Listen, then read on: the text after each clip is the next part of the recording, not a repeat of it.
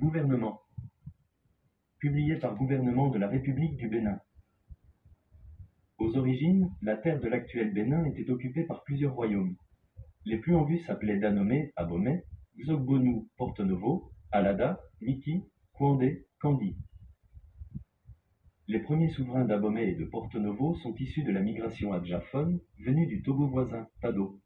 Les autres peuples proviennent de l'actuel Nigeria, Niger ou Burkina Faso. Ainsi, le pays était jadis un foyer de civilisation ancienne et brillante, bâti autour de ses royaumes, des cités-États. Ces entités politiques, bien structurées, étaient pourvues de centres urbains fonctionnels. Elles avaient développé un commerce local, basé dès le XVIIe siècle sur la traite des esclaves, puis sur celle du palmier à huile après l'abolition du commerce négrier en 1807.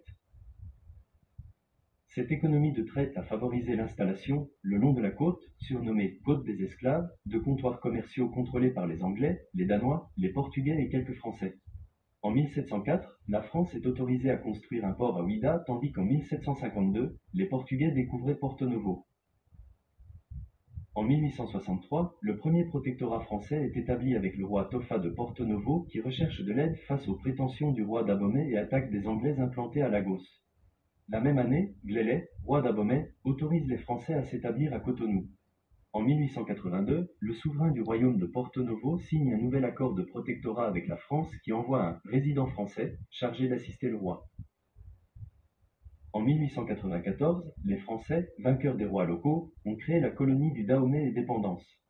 Le territoire prend le nom du royaume le plus prépondérant et le plus résistant à l'occupation étrangère, Dahomey avec son légendaire roi Béhanzin. Proclamé république le 4 décembre 1958, le Bénin a accédé à la souveraineté internationale le 1er août 1960 sous le nom du Dahomey. Le pays est connu pour l'exemplarité de son processus démocratique entamé en février 1990 suite à la Conférence nationale des forces vives. Depuis lors, plusieurs élections présidentielles, législatives et locales ont sanctionné la dévolution du pouvoir politique. En 15 ans, le libéralisme politique a généré 3 alternances au fait de l'État. Il a connu véritablement 2 vagues de démocratisation, couronnées d'élections dont sont issus les gouvernants. La première remonte à l'aube de l'indépendance avec les élections générales de décembre 1960. Cette période reste marquée par l'inachèvement du mandat du président de la République, balayé par un coup d'État militaire en 1963. En outre, la vie politique souffrait du monolithisme, car très rapidement le nouveau président a inspiré la fusion des partis politiques en un seul officiel, le Parti dahoméen de l'Unité, PDU. La deuxième vague de démocratisation est en cours depuis février 1990. Sa spécificité est qu'elle s'inscrit dans la durée et permet une stabilité des institutions démocratiques. Plus globalement, l'histoire politique contemporaine du pays peut être séquencée en 3 temps majeurs: le temps de l'instabilité politique, le temps militaro-marxiste et le temps du renouveau démocratique. Le temps de l'instabilité politique marqua les 12 premières années de l'indépendance. Une série de coups d'État se suivait jusqu'en 1970, valant au pays le nom d'enfant malade de l'Afrique. L'acte fondateur de cette instabilité est le putsch du colonel Christophe Soglo qui renversa le 28 octobre 1963 Hubert Maga, le père de l'indépendance, démocratiquement élu. En effet, avec la nouvelle constitution adoptée en novembre 1960, les élections générales, tenues le 11 décembre suivant, ont consacré le maintien d'Hubert Maga au pouvoir. Mais profitant des troubles sociaux dans le pays, l'armée prit le pouvoir en 1963. 3 mois après, la gestion du pays fut confiée à un gouvernement civil. Sourou Migan Apiti devint président de la République et Justin Ahoma-Degbe son premier ministre et vice-président. Une nouvelle constitution fut adoptée par référendum le 5 janvier 1964. Mais ces 2 dirigeants du gouvernement n'arrivaient pas à accorder leur violon. Le 1er décembre 1965, l'armée les força à démissionner. Pour autant, les civils conservaient le pouvoir. Il échut au président de l'Assemblée nationale, Pairou Kongaku. Peu satisfait de sa gouvernance, Christophe Soglo, devenu général, propulsa à nouveau l'armée au devant de la scène. Le 22 décembre 1965, il se proclama président de la République de facto. Il fut renversé à son tour par les jeunes officiers militaires le 17 décembre 1967. Le commandant Maurice Kouandété, cerveau du coup d'État, confia 3 jours après les destinées du pays au chef de l'armée, le lieutenant-colonel Alphonse Allais. En mai 1968, des élections présidentielles sont organisées par les officiers afin de remettre à nouveau le sceptre du Dahomey à une autorité civile. Cependant, les trois leaders politiques traditionnels du pays qu'étaient Hubert Maga, Suru Migan Apiti et Justina Omadegbe ne sont pas autorisés à se présenter. Ils appelaient alors au boycott de ces élections. En leur absence, un inconnu fut porté par le peuple. Seulement, le candidat élu, le docteur Basile Adjoumouni, donnait du grain à moudre aux militaires. Fonctionnaire international de l'Organisation mondiale de la santé en poste à Brazzaville, le chef de l'État élu n'était pas du sérail politique et ne rassurait pas les militaires. Ces derniers nourrissaient certainement des inquiétudes quant au maintien de leurs privilèges. Ce faisant, les militaires prétextaient de la faible participation pour annuler le résultat de ces élections. Dans la foulée, face aux pressions, le 17 juillet 1968, ils installèrent un civil de rechange à la présidence, Émile Derlin-Zinsou. Le nouveau chef de l'État, ancien élu à l'Assemblée de l'Union française, était en réalité le quatrième ténor politique du pays.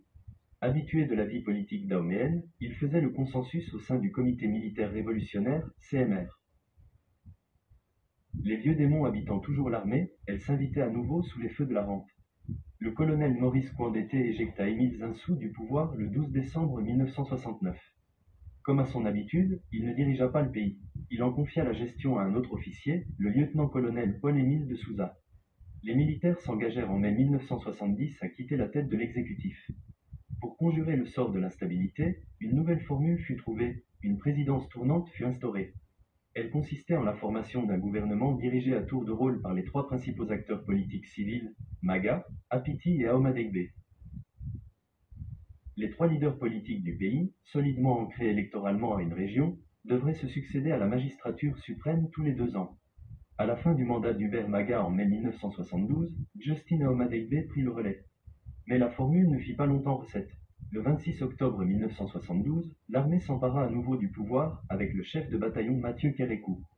Il balaya ce triumvirat, raillé comme un monstre à 3 têtes. C'est le début du deuxième temps politique fort du pays. Le deuxième temps, militaro-marxiste, s'étale de cette prise de pouvoir à la Conférence nationale de février 1990. En 1975, le gouvernement militaire opéra des choix stratégiques et idéologiques décisifs. La République du Dahomey est rebaptisée République populaire du Bénin. Elle proclama son adhésion à l'économie socialiste d'orientation marxiste-léniniste. Le pays fut drapé d'une chape dictatoriale. Plusieurs opposants sont assassinés, torturés et exilés. À partir du milieu des années 1980, le pouvoir est acculé par une conjoncture économique sans précédent et qui dérive d'une série de facteurs. La morosité internationale, la gabegie, la concussion et l'impéritie. En banqueroute, l'État cessa de payer les salaires. Face à cette situation nourrie par les idéologues du Parti communiste du Dahomey, la rue gronda par des manifestations protestataires. Désarmée, la junte militaro-marxiste se résigna à opérer des réformes politiques, économiques et sociales. Le 6 décembre 1989, elle abandonna le socialisme comme orientation idéologique de l'État et convoqua une conférence nationale. De plus, les condamnés politiques furent amnistiés et pouvaient rentrer pour participer à ces États généraux annoncés pour le mois de février. Le temps du renouveau démocratique, consacré par cette grand-messe des forces vives de la nation, est toujours en cours. Du 19 au 28 février 1990, la conférence nationale réunit plus d'un demi-millier de délégués des différentes composantes du pays à l'hôtel PLM à Lejo sous la présidence de Monseigneur Isidore de Souza.